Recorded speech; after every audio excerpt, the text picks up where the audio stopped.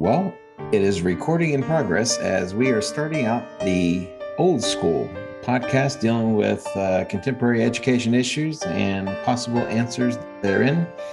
And now we're setting out to delve into a new topic as we do every Saturday, more or less, sometimes Sunday, sometimes Monday. It really depends on what else is going on. But I am here with Dr. Stephen Bourgeois. I am Mr. Ross Miller. And good morning, Dr. Bourgeois. Hello, Mr. Miller. Recording on. It's not going to say off later, is it? I don't know. It's a new feature. It's like something out of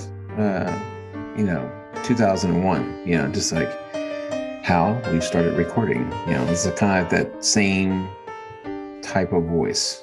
It's probably to alert your fellow Zoomers, I guess, that every word is being recorded. So they probably got lawsuits happening because of this. Some guy naked from the waist down, or something else. Who knows what's going on in Zoom sessions nowadays? But let's turn a quick corner on that one here, Miller.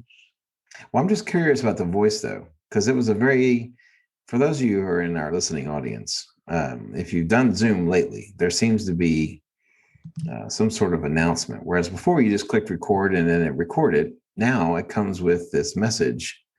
Why do you think they had that tone? Where recording now in session? Why? They tested it to make sure it gets people's attention. But I don't like it, and I refuse to delete it, because then I have to download the podcast twice and be cutting, and we don't like that. We're purists about that. But that's not. I just imagine some sort of room where the people at Zoom are in. They got like a group of 30 and 40-year-olds. What did you like about that voice? I thought it was kind of soothing. It kind of made me feel comfortable. Okay, what did you not like about the voice? And so they have to go through all this for every different voice that they have. Well, speaking of liking things, I've been worried for a long time, because we've been saying that the Germans hate us. I mean, we have a really low rating on that, but they're stuck at 2.5. Well, then today I looked, and there's one lone listener in the UK. So that's new. So we have two in Germany and one in the UK. But here's where I came to my conclusion. For Germany, it says 2.11. And for UK, 1.05, United States, 96.84. So that's I'm not looking at a review. I'm looking at representation percentage. Most of our listeners are from the United States. So there's no qualitative number. As you would imagine. Okay. Yeah. So the Germans like us. Or at least a couple do. Yeah. There's no reason to say they didn't. I mean, there is no function here on like or dislike, which I like. That's good. I'm curious, though, about the Brit. The single Brit? Yeah. I assume it's one guy. It's probably a friend of yours that you called up in the middle of the night. I'm just saying, if it's like having a website, you start pulling in people from like the Ukraine, I think there's reasons to be suspicious.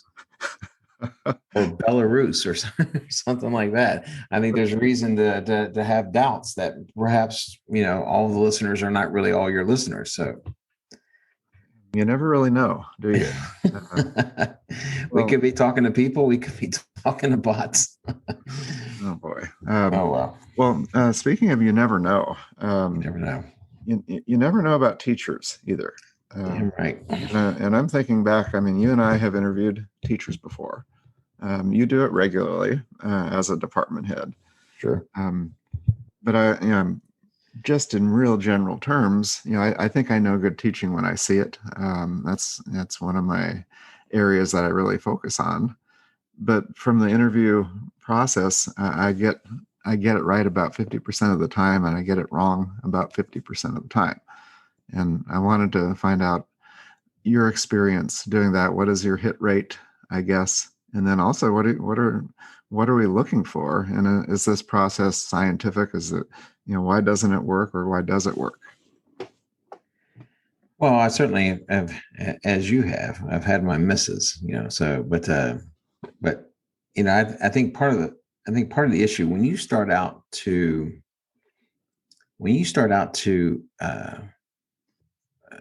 advertise a gig, you've already cut your potential audience by a fair share, because it's only going to be open to those who bother to check your particular website, your particular district's HR website, looked at the job board, what have you. Okay. So even the people in the general area, unless they're checking every single district's HR job board postings, you've already minimized to a degree the kind of folks that you're going to get. Okay. Then there are a couple of hoops that you jump through. And this is at least in Texas. I don't know if this is the way it is throughout the country. But in Texas, one of the things that you have to do, you used to have to do a survey that created specifically by a bunch of pinheads in Denver or someplace I forget where the survey came from.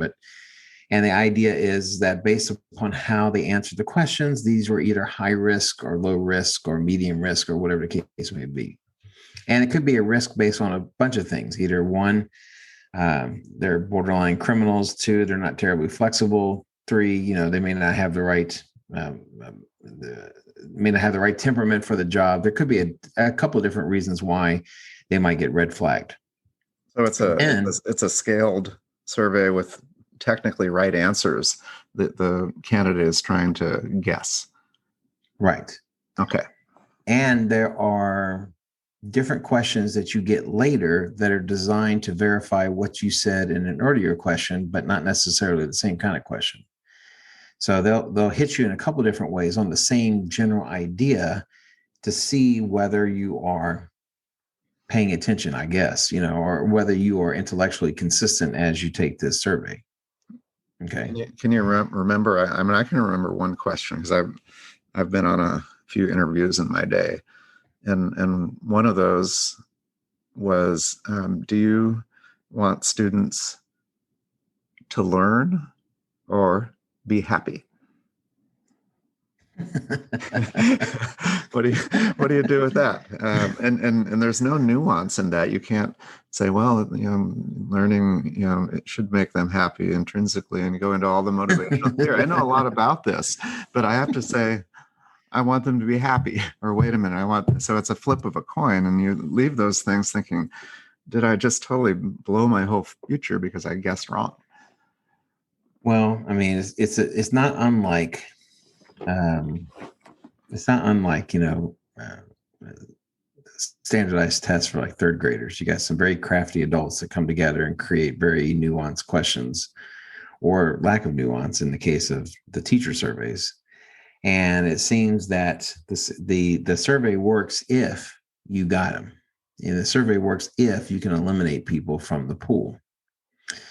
But the problem is that you don't have a very big pool to begin with if you're like a typical district. Now, there's some districts that got tons of money and everyone wants to work in those particular districts. And I imagine they might have a tick more number of applicants than I do.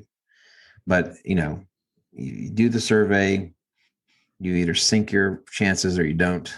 Then my district has the people do a video response to a group of questions. And the questions are just as inane as the questions that we have to ask, because now if the candidate gets to the actual meeting room, the actual interview room, there are two sets of questions that are typically asked. One set of questions are from the administration point of view. Tell me about a time where you overcame a challenge, something along those. It's about that vacuous. This is a live interview with the person on the other end reading from a script. Right. Okay. And it's predictable. And because it's predictable, colleges prep their teacher applicants to respond to those particular kind of questions in the right way, quote unquote, right way.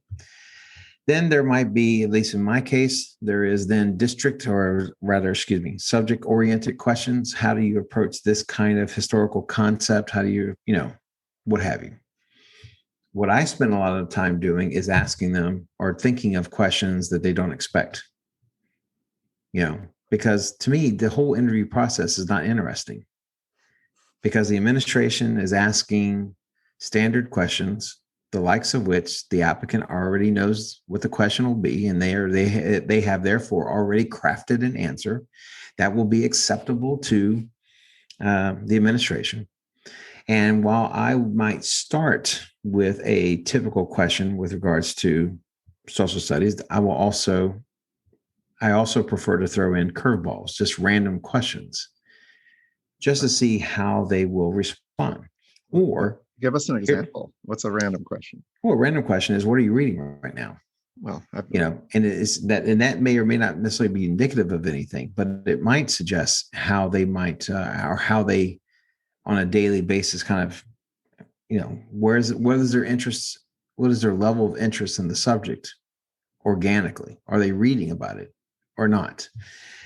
Also, I might say if I'm here for a U.S. history position, I said, okay, if I said you had to teach economics, what would you do? How would you get ready? And I just want to see what is the mindset, because I would think that a teacher who has a level of interest in their subject, has some type of experience, they should be able to field these kind of questions. I mean, it is only a curveball to people who are not really prepared for having an interview or talking about things. But I also truly want to know, what if you were given an assignment that you have no connection to? How would you prepare yourself for it?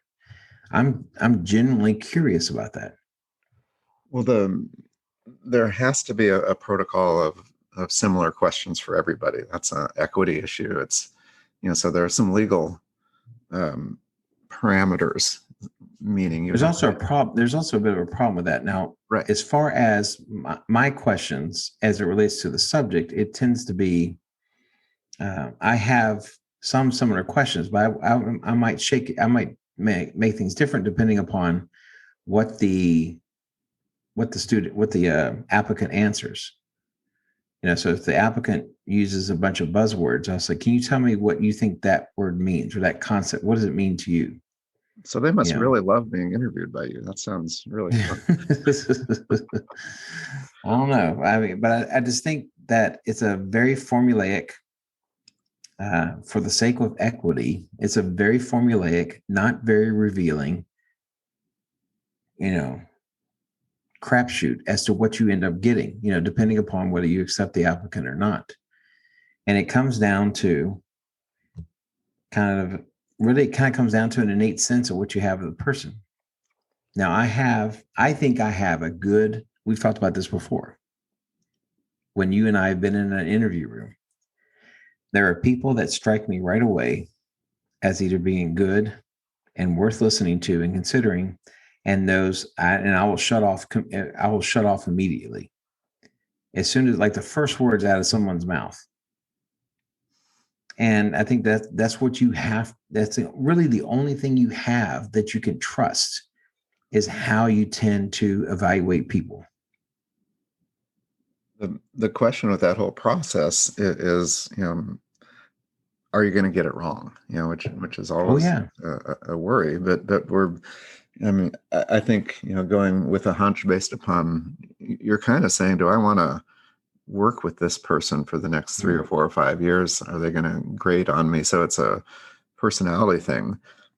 What is it that makes somebody successful? I'm going to answer that first. And I think this applies to teachers. It applies to any type of job. But do they show up on time? Do they call in absent a lot? Those are like flags for their general commitment. Do they have work ethic? Can they do the job, and are they able to, I hate the word self-starter, but do they need to be pushed to do anything, or do they do it on their own? I think, I've spoken to business leaders, and that's what they're looking for. I think it's the same thing for a teacher, but will that come out in the typical interview that you have? Let's stick to work ethic specifically and attendance. Is there any way to tease that out? I think the only way you can kind of judge that, and it's not even a correct, accurate judge, is just looking at, and again, this is maybe a jump to a conclusion that's not fair, but you look at how long they stuck around at previous positions. Mm-hmm. and to whatever degree you're able to get recommendations from either the current or most recent bosses. That's the only thing. That's really the only thing you have to lean on as far as those kinds of evaluations. Because otherwise you just have to wait till you're in it, and then you're just like, well, that didn't turn out well. This guy's absent a lot, or she calls in sick a lot, or something, or whatever. So a recommendation, the person recommending has some legal concerns also. They can't give a bad recommendation for the most part. And so the expectation is that everybody gives a pretty high rating for everyone. Or they cannot give a recommendation. Right. But you mentioned looking at the resume. I think that's wise. I mean, usually there's a resume in front of you, and you notice, the last 3 years they've had 4 schools. Right. But then the interview becomes, you ask that. Now, I've noticed you've had 4 schools in 3 years. What's going on, man? And but then they answer, and that becomes a distraction because you're getting things that really that time that eats up about a half of the interview. And then we sometimes forget that, but that red flag should be more than a red flag. It should be, go work someplace else for number 5, Or you just don't call that person in for an interview. I mean, I think that sounds a bit unfair, but I mean, you're looking at a bunch of, and in some cases, not necessarily a bunch of resumes.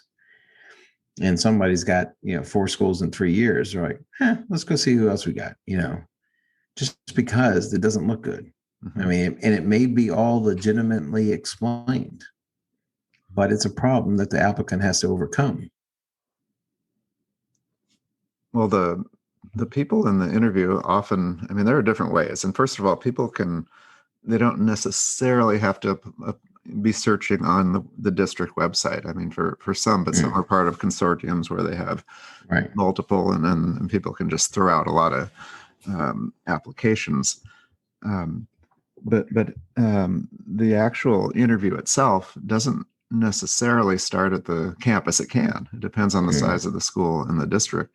But sometimes there's a screening phase, at HR, where you talk to the HR director or somebody there, and they hand on a platter what they consider to be 3 or 5 good candidates for the principal. And that sounds good in practice, but I think what you said is true, that it's difficult, to get good candidates enough that you can actually interview 5 people for a position and they're all qualified.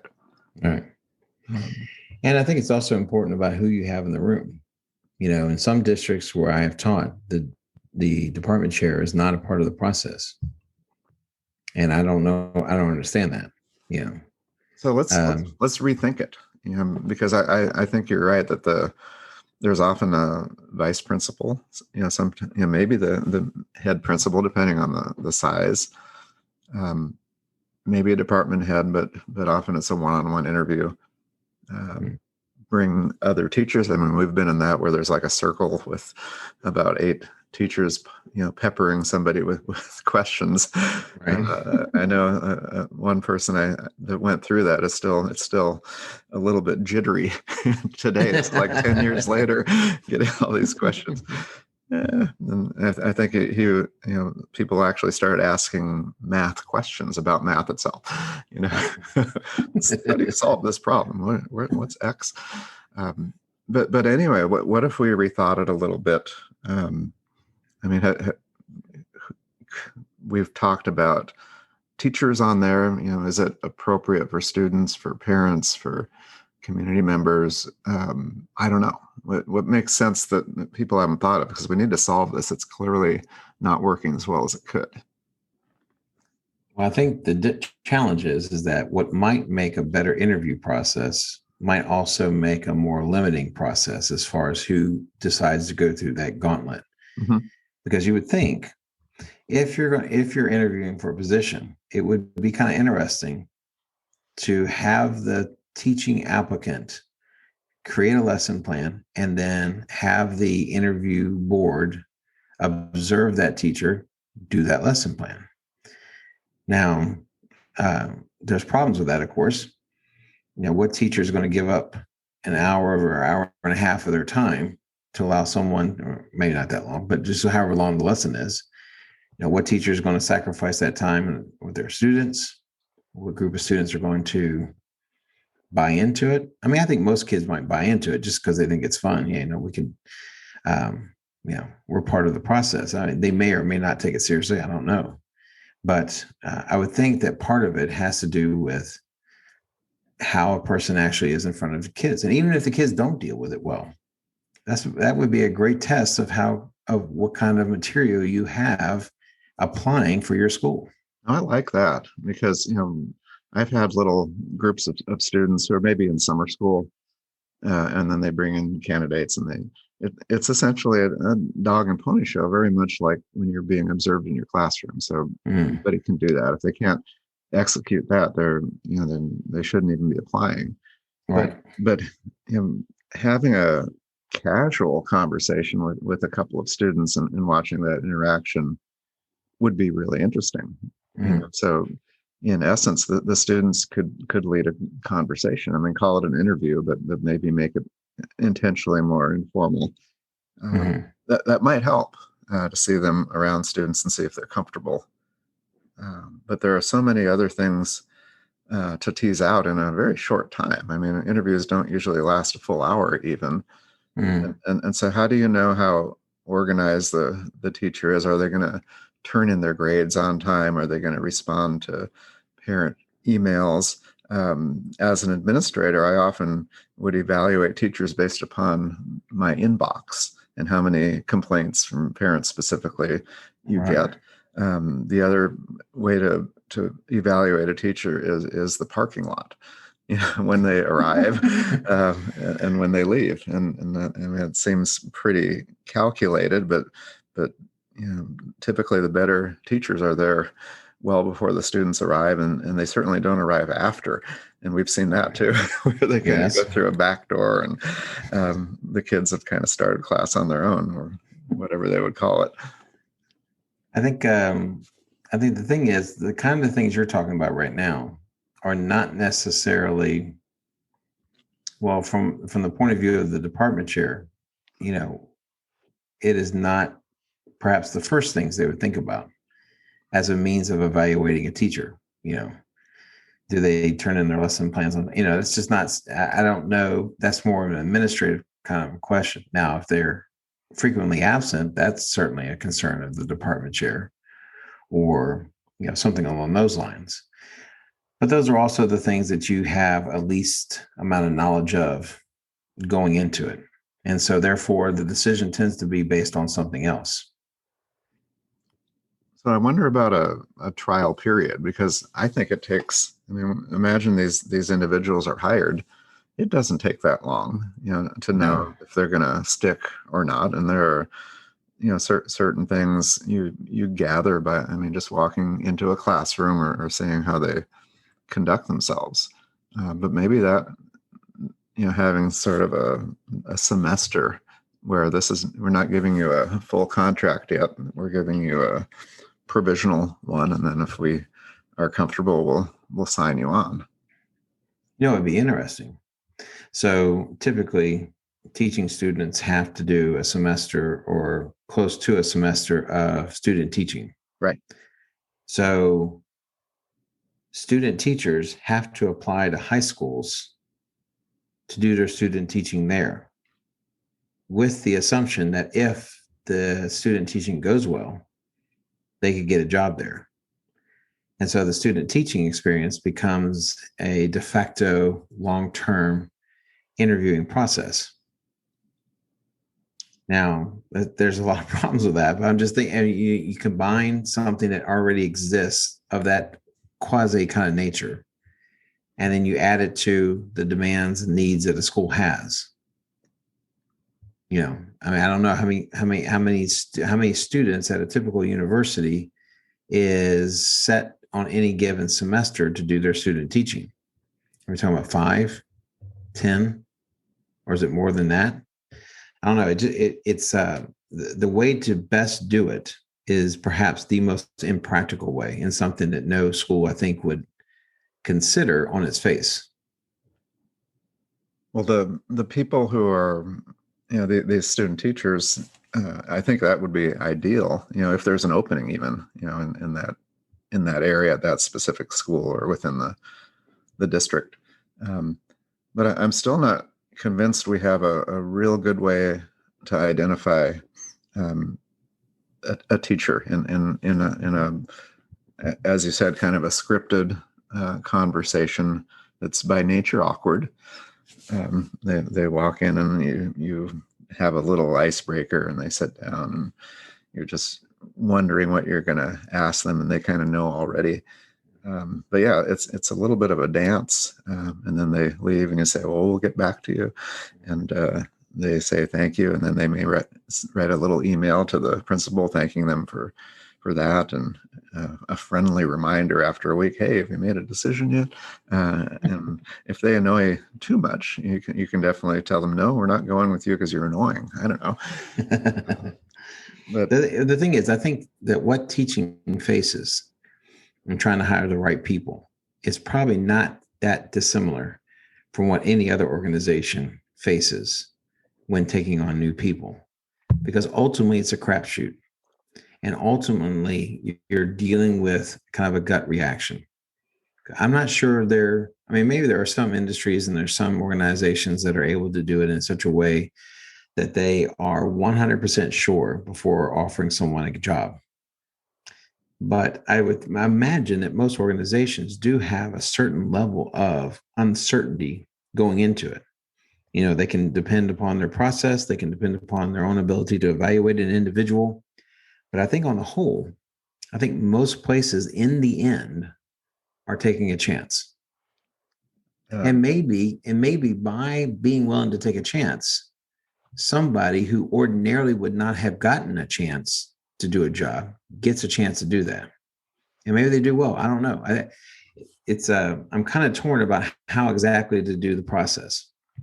Well, we've been talking a lot about teachers who don't work, that look good on paper, but we've seen the opposite, where they don't interview very well. You're really not sure, and then they just knock it out of the park, and you think, "Wow, what? I didn't really." I mean, that's just as true as the other side of it. Right. There's a large organization. I don't want to name names, but I've read an article recently that they expect to, in each department, to fire a certain number of employees, every year. There's a percentage and the managers are actually evaluated based upon how close they are to that target. And so the problem is sometimes their employees are too good and they're actually not firing enough people. And so the practice is that they actually hire to fire. So they pick a few candidates that they know aren't going to stick to begin with, right? And sure enough, they happen to fire them. Then they get a nice bonus because they hit their target. I don't know what that means for our conversation, but maybe the point is training. You hire somebody with potential, but put more time into the training and making them stick. There's a quote that nobody knows where it comes from, that you can't fire your way to Finland. And so we all love Finnish schools, and they're at the top of the pyramid. And just by firing teachers, suddenly you may not get as good a teacher when you replace somebody. Right. Well, better the devil you know than the devil you don't know. I don't know. But I think there is a responsibility. If you're going to hire somebody, you have to provide a means by which one, to evaluate what you did, who you brought into the building, but then also train if that teacher is found to be lacking or wanting in something as far as ability or skill sets or whatever the case may be. And you could end up getting the exact thing that you want in the end. And maybe in the end, therefore, it's all right, But I think that's kind of like hand in hand with the interview process, that if you end up hiring somebody, if it happens to be a gamble, then you certainly have a responsibility, not just to yourself, but I think you have a responsibility to the person that you just threw into a classroom to make sure that they are equipped for the job, And there's a bunch of different ways that teachers are not equipped for the job, intellectually, content-wise, temperament. There's just so many different ways that could sink a teacher. And I think that part of the responsibility does come to the department chair, people around them, to make sure that that person has the support they need and they have the best chance of being successful. Well, a lot of people have expected this to be doom and gloom. A lot of teachers retiring now based upon current events or just leaving the profession. I'm not sure that's going to happen. I mean, you talked about your own department and you're not necessarily hiring anybody, which is quite impressive. No turnover at all. It's a first for me. And since I've been department chair, this is the first year, knock on wood, that something doesn't happen over the summer. Yeah. But this will be the first year I've not had to hire somebody to fill a position. Well, I think there's a lot of unknowns, and so you don't. And the rule on the street is that you don't leave a position until you have another one.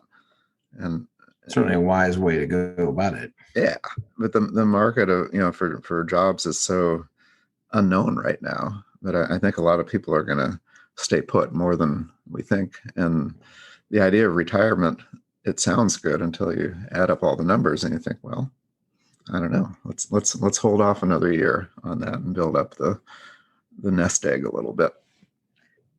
Well, I mean, there's a lot of people that were making prognostications, in the lead up to education in the era of COVID. Mm-hmm. There's a lot of people that were making prognostications about how this is going to happen, that was going to happen. And invariably, no one was making predictions of something that was going to turn out great. No one gets paid for making positive predictions, but so they end up making these predictions that suggest teachers are going to be leaving in droves and masses and no one's going to be coming in to interview. And at least at this point in my small little world, that does not seem to be the case. So it is fascinating to see what to make of it and how, since nothing really has changed, then it doesn't require a necessary change on how to adjust to it, because there's no adjustment to make. You're still dealing with the same scenario you were dealing with 2 years ago. So I think from my perspective, if I had to interview somebody, I could imagine I'm going to have applicants, and I'm going to have people from which to choose, and I'm going to be faced with the same dilemmas that we just spent the last 30 minutes or so talking about. Well, I hope we've been helpful a little bit. I don't expect that school principals are taking notes right now, saying, "Oh, I never thought about asking that. Let's mix it up a little bit." So I don't. Yeah, I'm concerned. That I wouldn't do anything different at this point than I've always done. I think it's just a routine in a way, because if you say, and we both have said this, that it's kind of a crapshoot, we're not sure. That's the tough part, but it very quickly, and I think everybody knows it. The ones that are really great. Well, here's something to consider. On what grounds were your biggest mistakes on hiring? What did you detect from the individual that you misread? I often was persuaded by personal charm, and if they have interests that align with mine, so I will have all these great conversations, and and didn't ask enough about things that get teachers fired. Mainly classroom management, how they handle sensitive subjects. Are they able to manage student discipline, things that are nuts and bolts? And I went a little content heavy. I think that was where I went wrong. How about you? Well, no, I was going to suggest that you kind of give yourself a little bit of a break, because I think we all succumb to charm, and I think that goes a long way. It's the reason why charming people tend to be successful, because they can charm folks. So I think charm, but I also think, along the same lines, people who can speak the language. of your discipline. And what happens is that sometimes you get suckered into thinking that equates to a knowledge or an interest or an ability just because someone can speak the language, and that can be problematic. Sometimes energy fools people. I'm not talking about like manic energy, but I'm talking about a good positive energy within the interview room, especially in contrast to other people who might be more timid or nervous in an interview room. I think sometimes positive energy, can be a lure that people fall for, and that I have fallen for in the past. So I would definitely kind of go along with what you have said, but also suggest that, it's a little bit like the fake hustle guy. The fake hustle guy in football, the person who's running around a lot but never really seems to accomplish much, because in the interview, all you see is the initial hustle. You don't see the end result, though. And that's the problem. You don't see that until you actually hire the individual, and you're thinking to yourself, damn it, that's a fake hustle guy, it's just something you have to deal with. Fake hustle again. Damn. Yes. How do you run all that way and not accomplish anything? I don't understand. Wow. Well, it is remarkable, that a teacher can walk into a class of strangers and turn them into their own in a very short time, and do all that. And it's, I would say it's a gift that may resist measurement, to try to assess that in a short time. There's a danger of getting too clever. That's right. You outthink yourselves, as we often do around here. Indeed.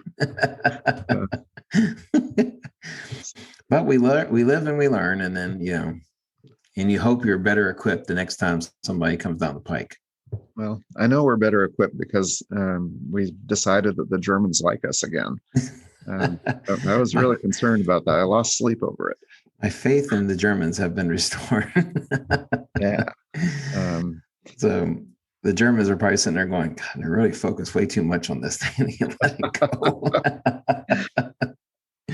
Yeah, that's an oddity that every episode we talk about Germans. I think it's going to be a running bit. If we keep this thing going for several years, it'll be something we still talk about on a probably regular basis.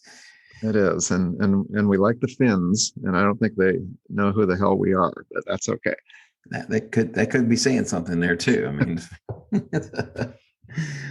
unless you get some spammers or bots out of Finland, so who knows? But well, let's call it a day. I don't think it's going to say recording over. That would really shock me. I think I'm just going to hit the button and it'll be done. That's it. All right. Well, in anticipation of what will or may not happen, I will say, have a great weekend, Herr Dr. Bourgeois. Herr Miller, do the same, and thank you all.